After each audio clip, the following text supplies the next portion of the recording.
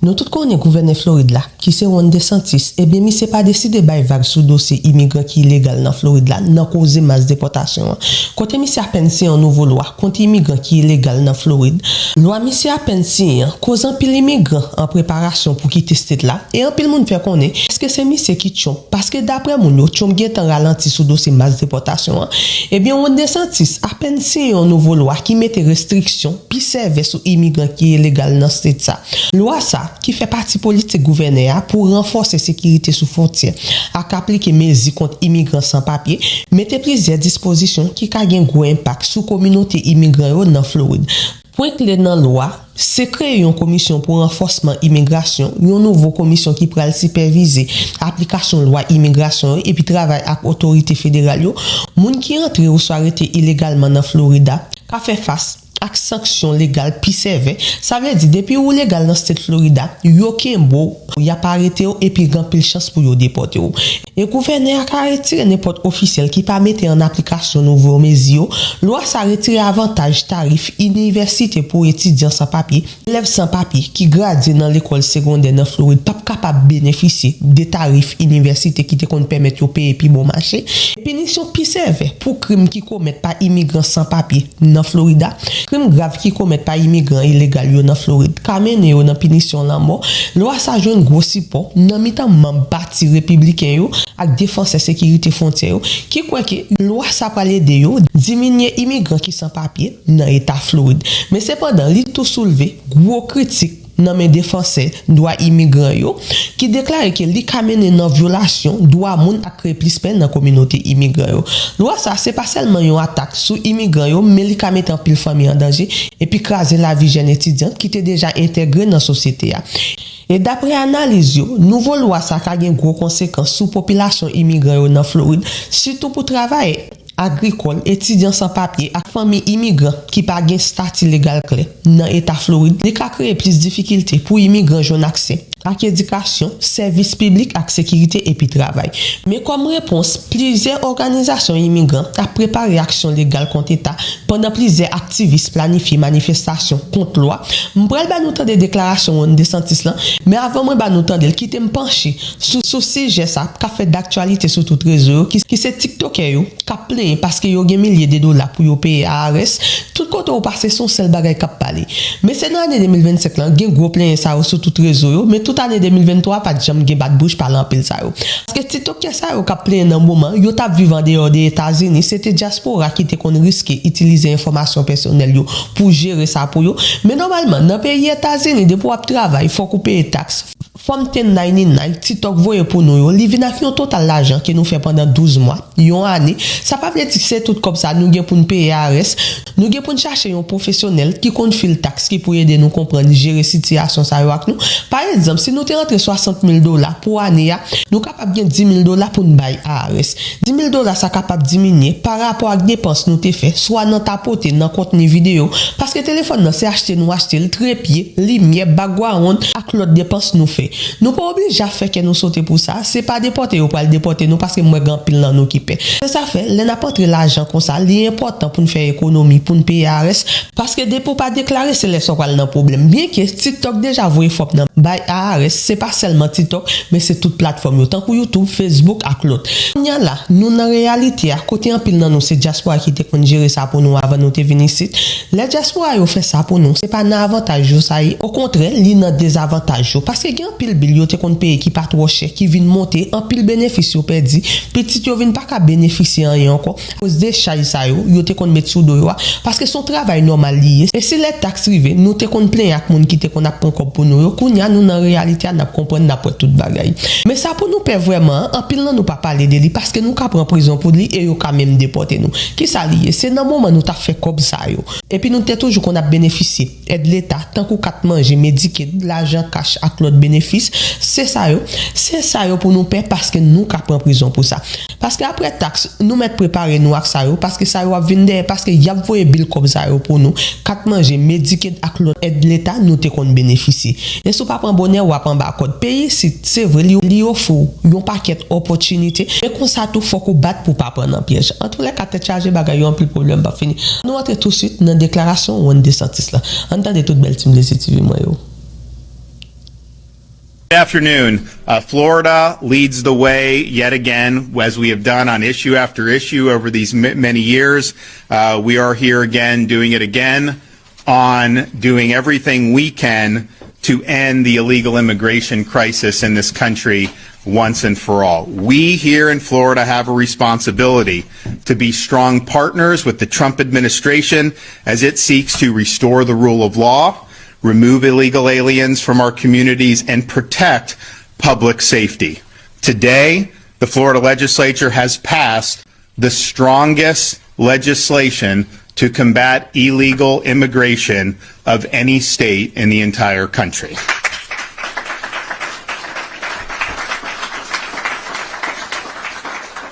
I want to thank President Albritton and Speaker Perez for meeting this moment, rising to the occasion, and for producing a product that reflects the values and aspirations of the voters who sent us here in the first place. Now, Florida has been leading on these issues, particularly when Biden administration took hold. They opened the border and created chaos, not just in those border communities, but all across the country. We have led with Operation Lone Star, the first state in the country to send support for Texas during the Biden administration to combat the illegal border crossings. We also launched Operation Vigilant Sentry, plugging the holes that Biden left in our marine defense and interdicting over 17,000 illegal aliens that have now been repatriated by the Coast Guard just in the last year and a half alone. Of course, we had our illegal alien transport program, and then we've enacted legislation, no ID cards of any kind. That's a huge deterrent for illegal immigration. Increased penalties on illegal aliens for a variety of things, including driving, including voting, and also making sure we're monitoring hospital costs, and we've deterred a lot of costs in our healthcare system. So as Florida has led on this, it's been a team effort. The legislature has been with us on issue after issue for really the last 4 or 5 years, really all the way going back to the ban on sanctuary cities 4 or 5 years ago. So I want to thank them for their partnership on that. And we've been moving forward even as this legislation has been debated. And, you know, I know there was a lot of twists and turns, but I like to tell people is like, you know, when you're on an airplane, sometimes you have turbulence, and like in the moment, you kind of think of it. The minute you land safely, you just kind of forget about it and you move on with your day. And this plane landed safely and securely and soundly. We're going to continue to do our part. Even as this was going on, we executed a so-called 287G agreement with the Department of Homeland Security and Florida Highway Patrol. So they have been out. They have been conducting operations. FDLE has been doing it. I'd imagine you'll see an agreement between DHS and FDLE very shortly to be able to protect our communities. Now, when we called for this special session, we outlined a number of things that we thought were important. And it wasn't about, like I was saying this. These are things that our voters had asked for. These are things that people who are smart in this space have talked about for many years. And now with the Trump administration at that time preparing to take power, now in power, this was our time to act. We wanted to make it a state crime to enter the state of Florida illegally. We wanted to make sure there were duties on state and local law enforcement, including having appropriate sanctions up to and including removal from office, so that they're participating with the enforcement of federal immigration laws. We wanted there to be a coordinating officer to be able to help work with these local authorities. We wanted to broaden the gang language so that we could sweep in more of these illegal alien gangs and hold them accountable. We wanted to make sure that we were able to exercise transport as appropriate. We wanted to repeal in-state tuition and focus on Floridians for people that were here illegally, no in-state tuition. Wanted to make sure there were strong penalties on voter fraud and registering to vote as an illegal alien.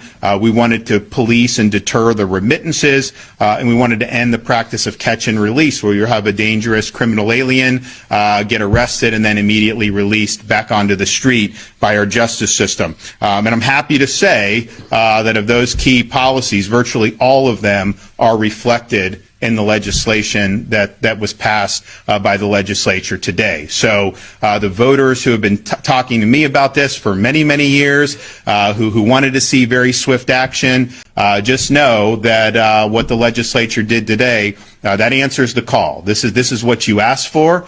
This is what you expected for us. And this really is kind of just the ticket to the dance. We're going to be implementing it. There's going to be a lot of things that happen, but I can tell you the state of Florida will be safer and secure as a result of this legislation. And again, I want to say this is the team who wanted to see very swift action. Just know that what the legislature did today, that answers the call. This is what you asked for. This is what you expected for us. And this really is kind of just the ticket to the dance. We're going to be implementing it. There's going to be a lot of things that happen, but I can tell you the state of Florida will be safer and secure as a result of this legislation. And again, I want to say this is a team effort. We got folks in both houses of the legislature. Obviously, our office, we were working very hard on this for many weeks, and we've produced a really, really strong product. I absolutely anticipate other states will follow what Florida has done as we move forward in the weeks and months ahead. We are ahead of the curve on ending the illegal immigration crisis. We didn't just sit on our hands. We got to work. We hashed it out. And we've got a great product going forward. So we are the model that a lot of these states look to. This is another big issue that we're leading on. And I want to thank everybody involved, and I look forward to En tout la kate charge bagay yo un pile problème pas fini. N'a continuer merci de belle team ça yo qui toujours là pour voir cadeau étoile by plateforme nan. Qui c'est Jimmy Fadael qui en première position, Marlène lui qui en deuxième position. Merci Love moi yo pour cadeau avec étoile que nous toujours voir by plateforme nan et on merci général avec toute belle team des TV moi yo qui toujours là pour supporter travail ça, qui toujours là pour by love yo, qui toujours là pour partager vidéo à chaque fois moi pousser. Team des TV moi yo big up pour nous moi mais nous en pile et nous même tout qui prend la peine tomber sur plateforme ça qui c'est Blazy TV, n'a pas invité au vinn joindre belle team ça qui c'est belle team des TV parce que nous parler de tout ça qui fait actualité. Abonnez à page, follow page pour nous toujours au courant de tout ça qui passe. Nous même tout qui pour abonner à plateforme YouTube là qui c'est Blazy TV tout côté, sur TikTok qui c'est Blazy TV, sur Facebook qui c'est Blazy TV, follow page de tout côté pour nous toujours au courant de tout ça qui passe. Team Blazy TV moi bisous pour nous.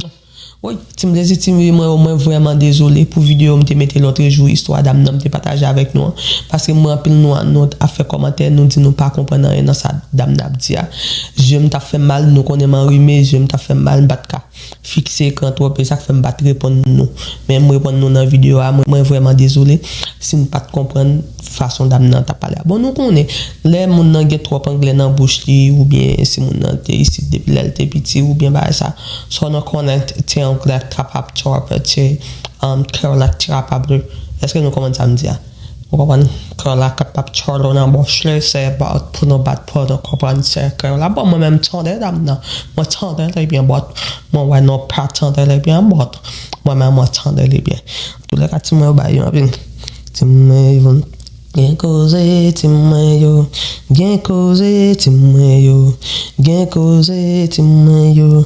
Bagay yo en pile. Nous pas dire non comme 14 février a été pour nous. Nous lever 15 février qu'on y a la pile blade décor ça yo, fleur ça yo. Qui est-ce qui nettoie yo? Qui est-ce qui nettoie après? Parce que même force nous te gagne pour nous te faire décor, faire petit décoration ça yo, belle fleur, blade ça. Faut nous même force ça tout pour nous ramasser fatra yo à tête oui. Oh. Nous pas venir mes amis m'balden tel pour venir de nettoyer m'balden même faut même faut ça nous fait manger chocolat faut nettoyer on parce que quand pile dans nous là pile faire toujours à terre pile blade yo pété toujours là ou bien nous quitter pour housekeeping yo pour nettoyer pour nous on même faut ça tout oh gain cause